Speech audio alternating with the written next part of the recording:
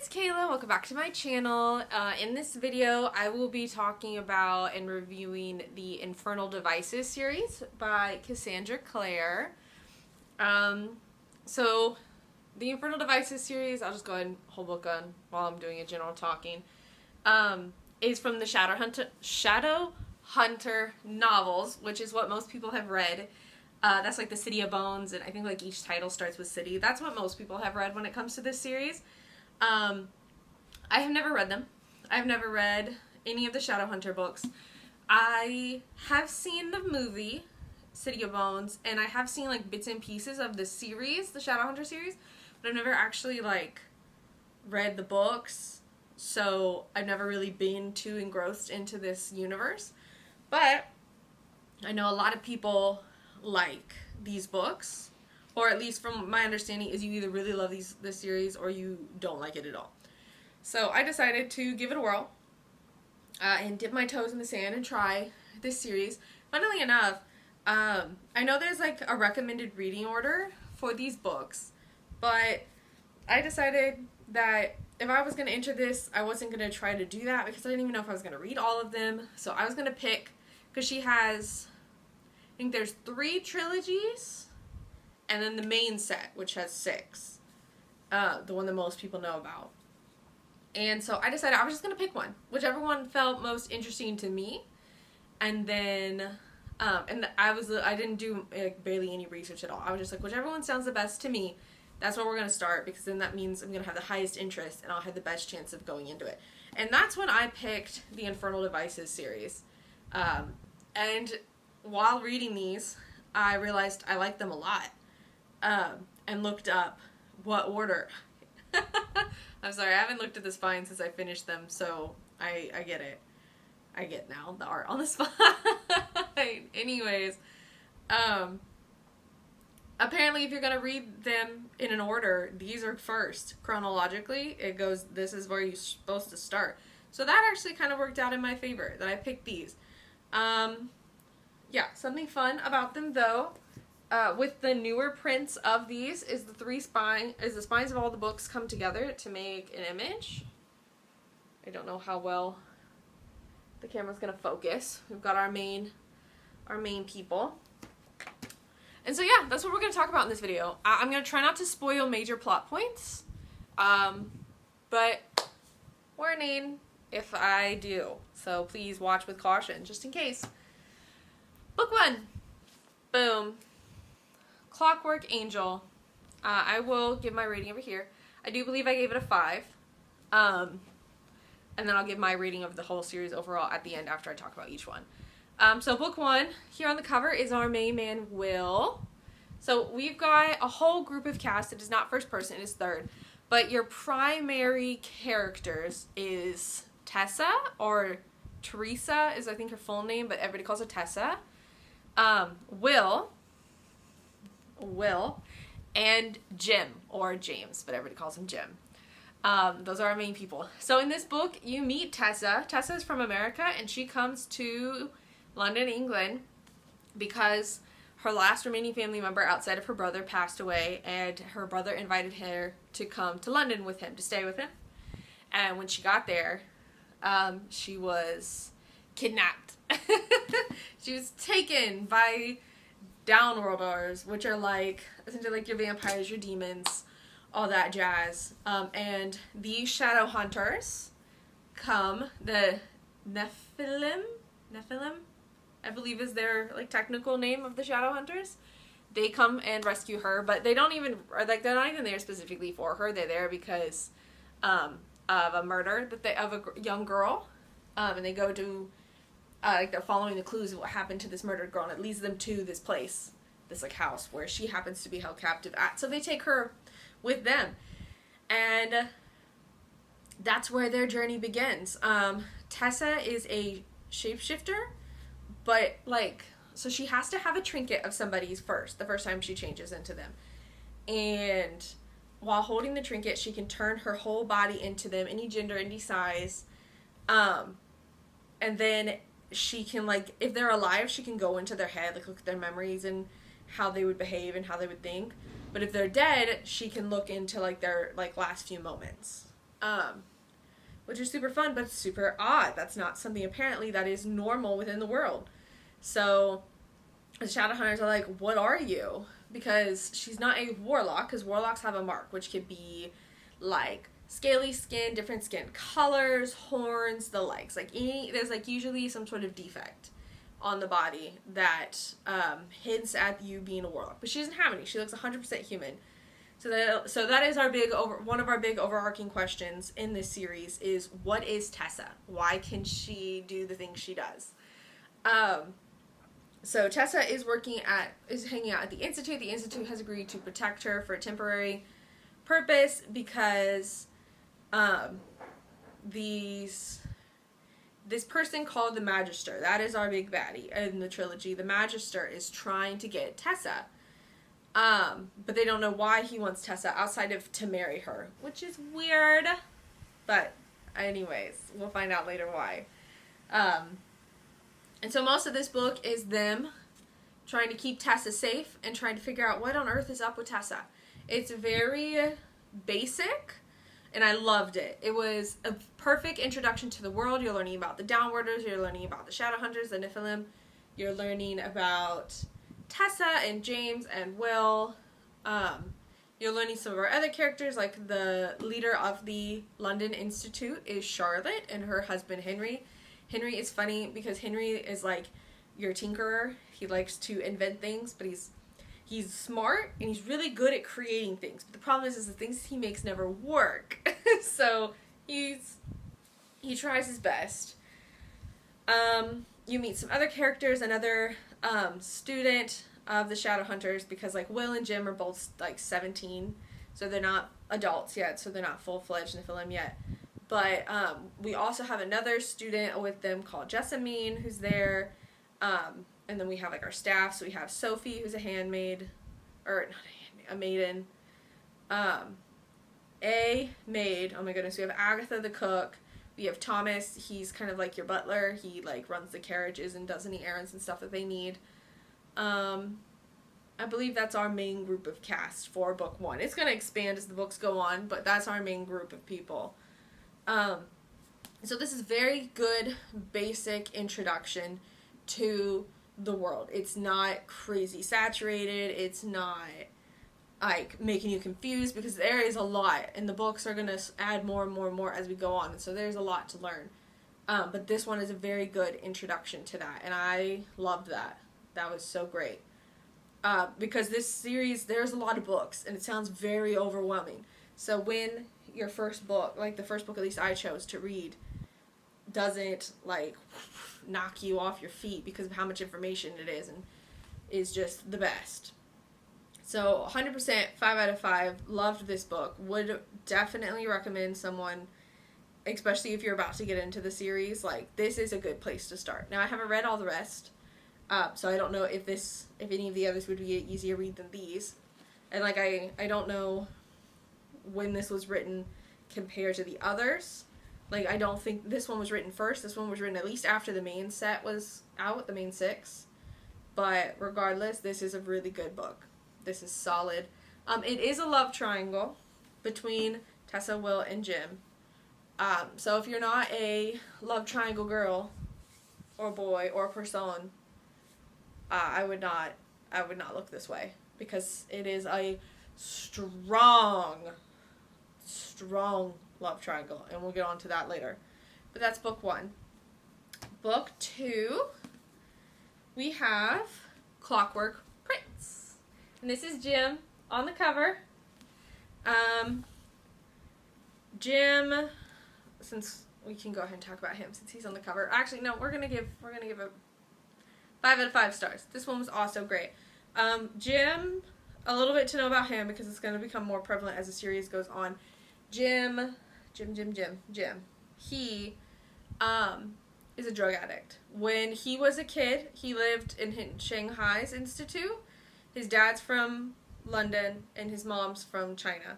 So they moved to the Chinese institute in Shanghai. And his parents were hunted down for revenge by a demon.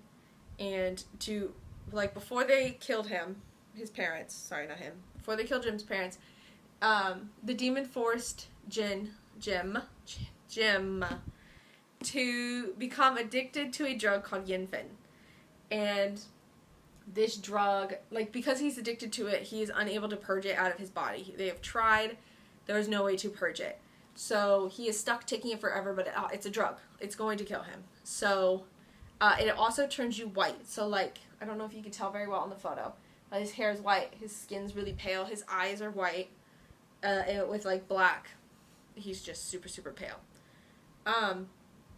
So Jim has that to deal with, because if he doesn't take that, he will die, but he's still going to die very, very young, because he had, like, as time goes on, obviously his body needs more and more and more to sustain itself.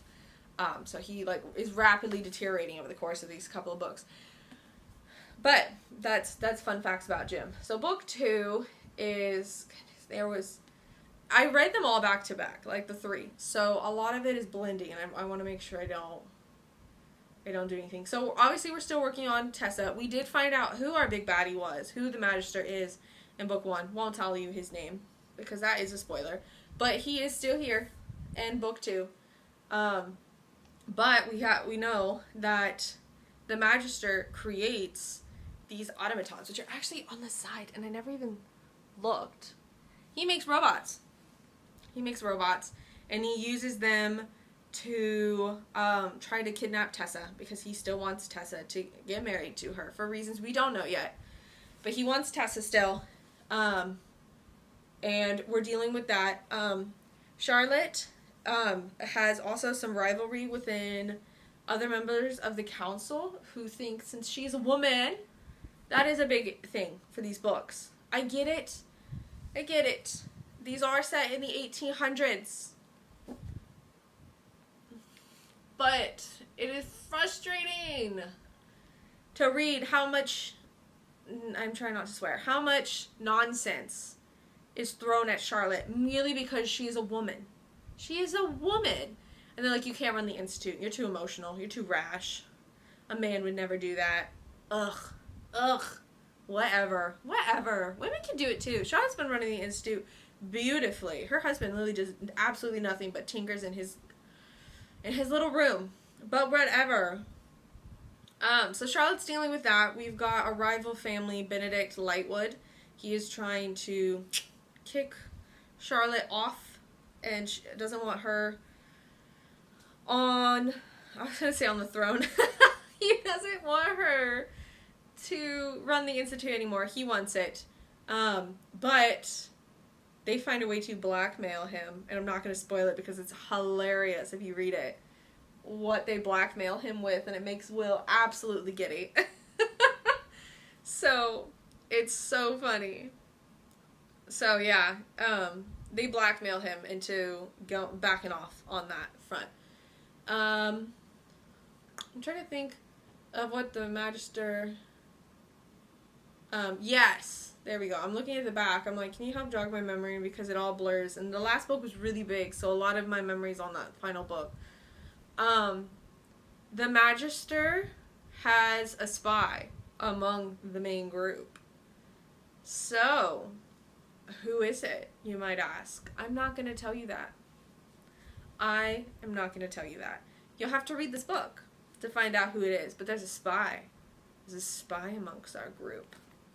Also something that I forgot to mention in this one, book 1, that does reappear in book 2, is we do find Tessa's brother. Tessa's brother, Nate, who she originally came because she was supposed to meet.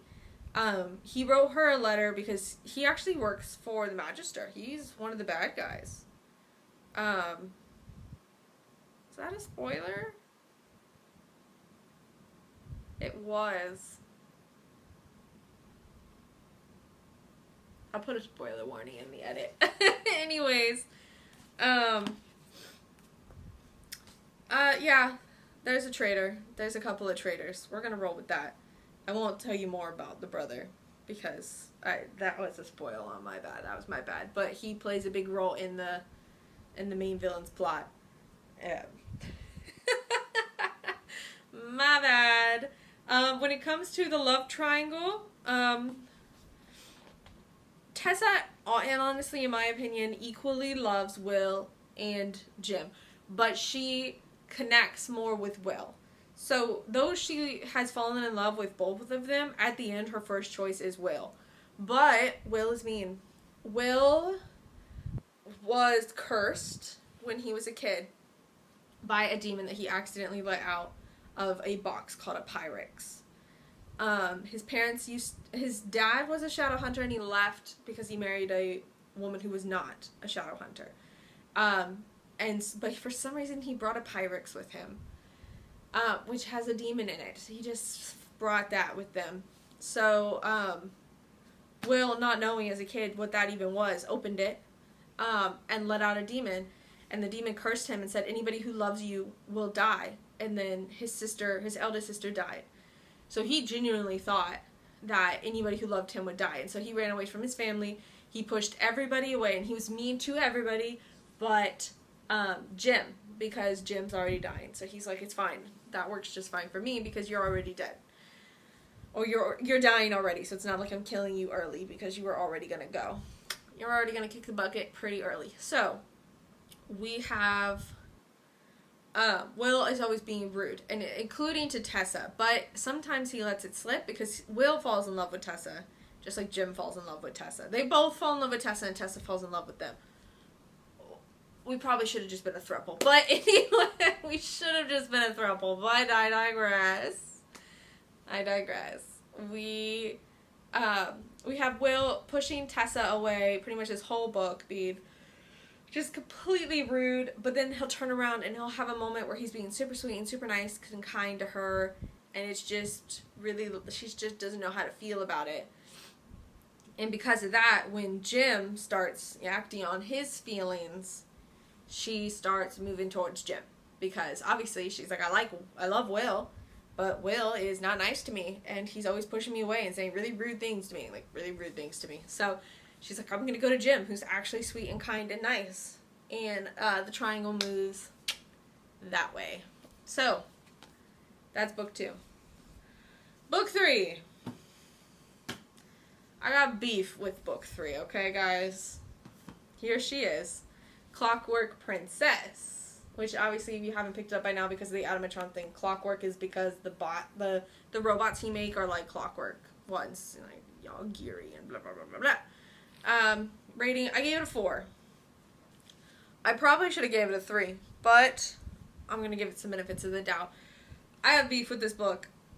This book was 500 and some pages. 500 and 40 something? Or 568. It did not need to be 568 pages. It did not. This is our conclusion. We find out what Tessa is, where she comes from, what are her parents, like what kind of things are they. I'm not going to spoil them, obviously, but we find out about that. Tessa has had a clockwork angel, like a little angel necklace, that has protected her and prevented her from dying over and over again in the trilogy. We find out what that's about, what that is in this book. Tessa makes a choice. She chooses in this book who she loves. But it's really hard to talk about book 3 without spoiling, so I'm really doing my best. Because essentially, Tessa picks Jim, but because Jim is dying, he finds out that Will and Tessa love each other, he instead pushes them together. And they're okay with that. So Tessa and Will get together instead. But then the epilogue happens, and we're not going to talk about the epilogue because the epilogue is just spoilers. Spoilers is what the epilogue is. But then the epilogue happens, so it's like, what was even the point? What was even the point of the love triangle? But so much of this book is just nothing. It's nothing. Like, Tessa gets kidnapped by the Magister, and very little of it is from her point of view. Like I said, it's all third person, but it kind of switches between which character is the third person going to be talking about, and mainly focusing on what they're doing. And very little of 200 pages of this book is not even Tessa. She's just gone.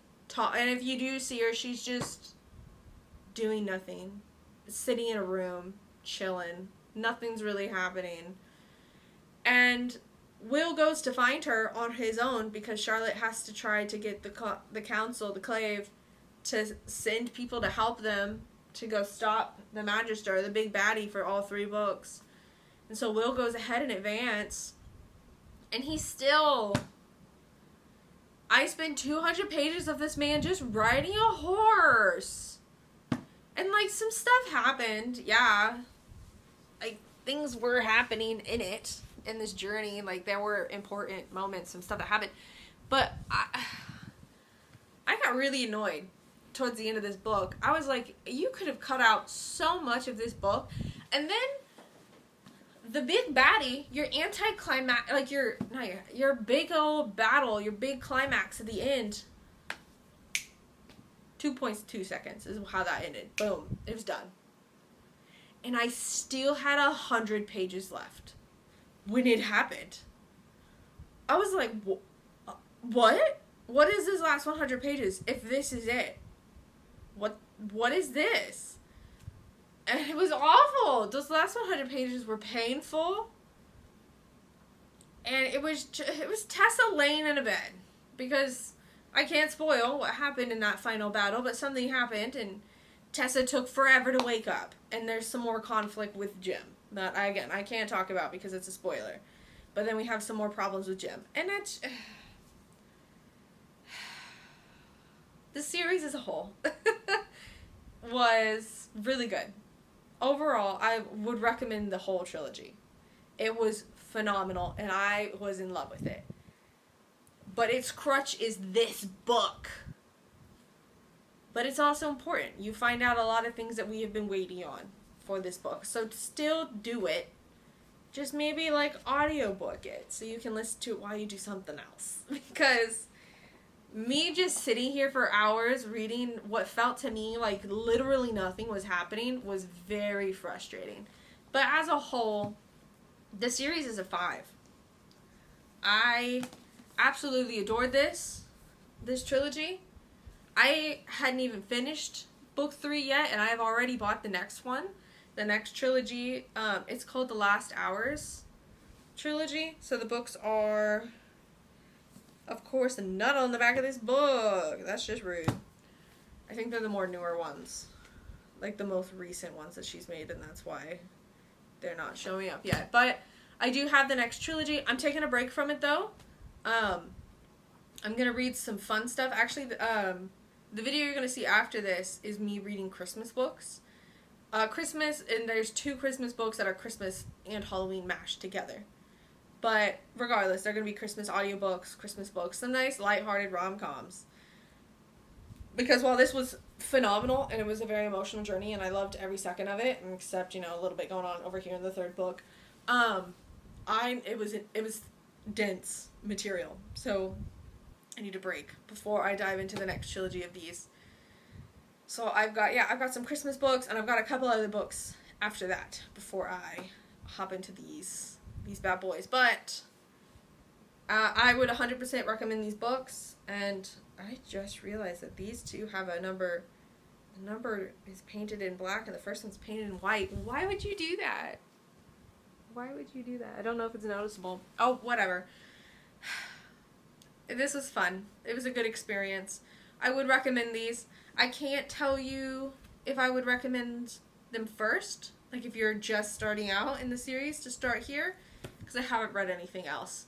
But if you've read some of this series and you liked those books, definitely check this trilogy out. If you've never read any of these books, I would still say go check these out, because I think these are a lot of fun. So, thank you for watching. I hope you enjoyed the video, and I hope you subscribe, and I'll see you in the next video.